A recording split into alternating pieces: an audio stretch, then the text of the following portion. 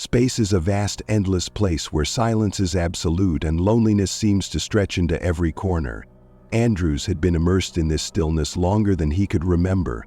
A pilot of a small cargo ship, his mission was simple, but his life far from Earth had become an unbearable burden.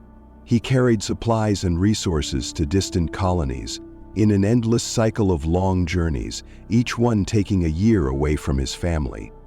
The sense of distance between him and his loved ones grew with each new trip through space. Andrew's biological clock had long since ceased to align with Earth's time. It was a constant battle against the emotional void that settled inside him, and the holographic messages he received from home, showing images of his wife and children, only deepened his frustration and helplessness. Each of their smiles was a reminder of what he had lost, and each newer message seemed to convey how far time had pulled him away from them. It was as if the ship had become both his prison and his only companion, a companion cold and unresponsive. Days and nights blurred together, and the faces of his family began to fade in his memory as solitude consumed him.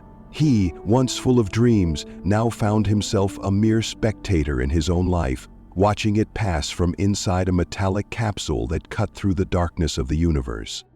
But on that morning, something unexpected appeared on his radar. The distress signal was strange and very old, the type of emergency that suggested something far more than a simple accident. It was a call from an abandoned military ship, lost decades ago. The radar marked the position of something distant, unexplainable, but Andrews knew there was something more behind it, perhaps an opportunity or a distraction he so desperately needed. Faced with his monotonous routine and growing despair, Andrews decided to investigate. There was nothing left for him but the vastness of space, and perhaps, if he were lucky, he might find something to make him feel less disconnected from everything he had left behind. The military ship he was heading toward, though clearly out of operation for a long time, was a mystery. The mere fact that it had remained invisible for so long piqued the pilot's curiosity. But at that moment, what he didn't know was that by approaching the abandoned vessel, he was about to change the course of his mission and his life forever. As Andrews' small cargo ship drifted through the vastness of space, a strange feeling began to overtake him. The distress signal, which initially seemed like a mere curiosity, now enveloped him with growing tension. He knew it was something out of the ordinary, but the lack of options, coupled with the weight of loneliness, drove him forward. It was almost as if the ghost ship was calling to him, offering a distraction, something to take his mind off the endless hours of emptiness and despair. The military ship slowly appeared on Andrews' radar, first as a tiny distant dot, then taking shape as he drew closer.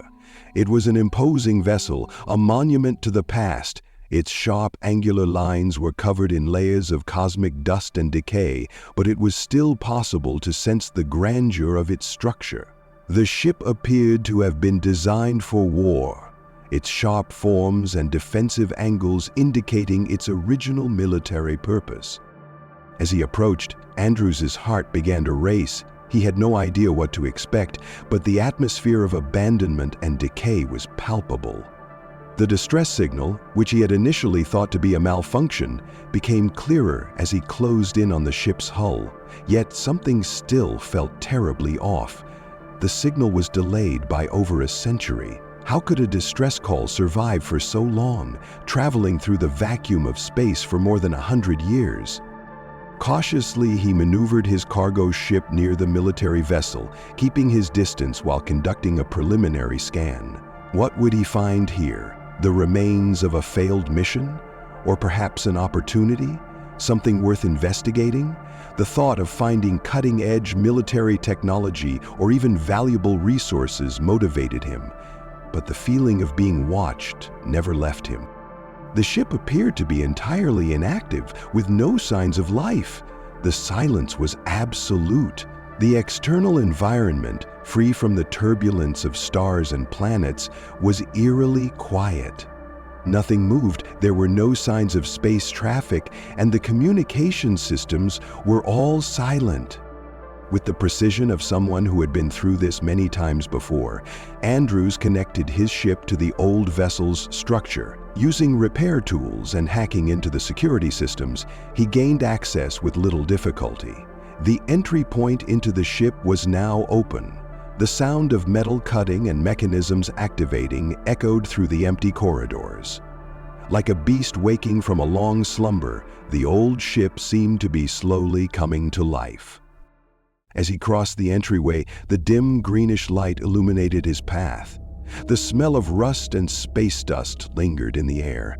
What might have once been a cutting-edge military installation now resembled a macabre museum, where the memories of war and human experimentation had been left behind.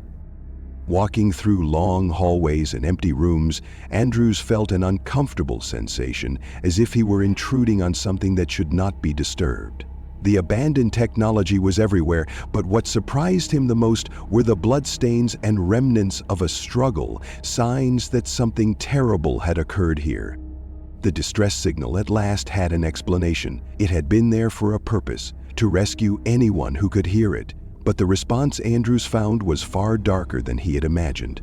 The silent corridors, the absence of life, and the traces of destruction pointed to a single conclusion: everyone was dead.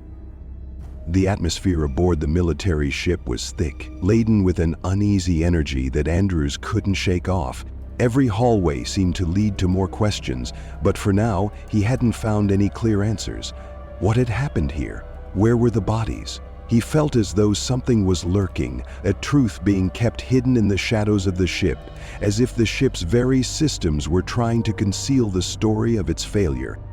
Andrews made his way to a control room, a vast and disordered space with monitors and control panels covered in dust and signs of deterioration. He noticed that some of the computers were partially on, with fragments of data scattered across the screens. A log entry caught his eye, and without hesitation, he accessed it. The message that appeared on his display was not a simple logbook. It was a mission report, dated over 100 years ago.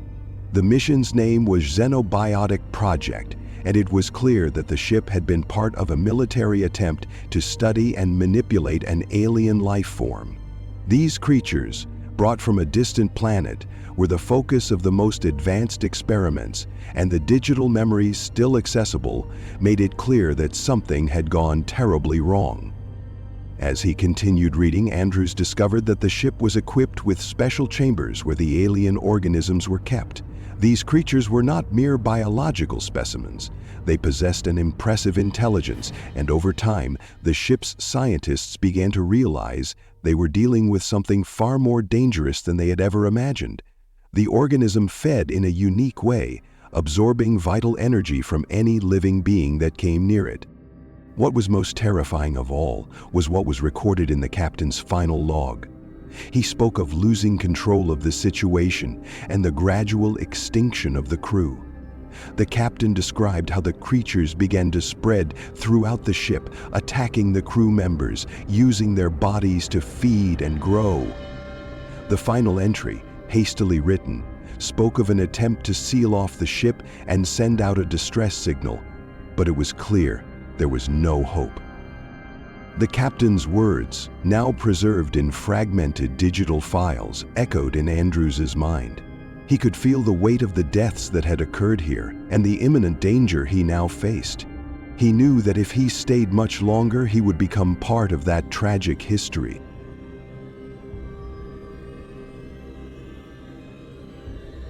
The navigation system of the military ship suddenly began to emit a repetitive beeping. He glanced at the panel and saw that the ship was now in emergency mode, signaling unusual activity in one of the internal chambers. Without hesitation, Andrews made his way to the room where the organisms were stored, his hands trembling, despite his best efforts to hide the growing fear. When he arrived, what he found was something straight out of a nightmare. The chamber where the aliens had been held was empty, but there was something else. Claw marks, signs of destruction, and a sense of movement in the shadows.